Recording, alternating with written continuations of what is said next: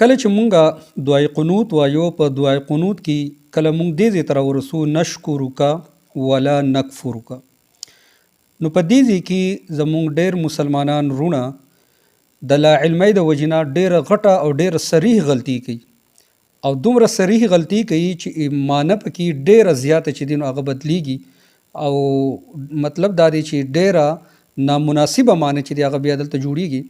لکه مطلب دا دی نشکرک الا مونږ ستا شکر ادا کوو ولا نکفرک مونږ ناشکري نه کوو یا مونږ کفر نه کوو. خو زمونږ بعضې مسلمانان رونه هغوی دلته وایي نشکرک وعلا نکفرک.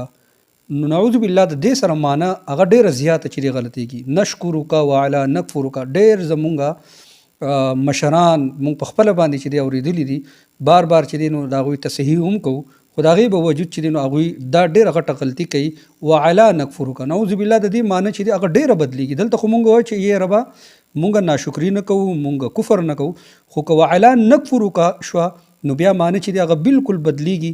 مطلب دا دی چې ای ربه مونږ کفر کوو یا مونږ چې دی ناشکري کوو نو معنی د دې سره ډېره زیاته غلطیږي.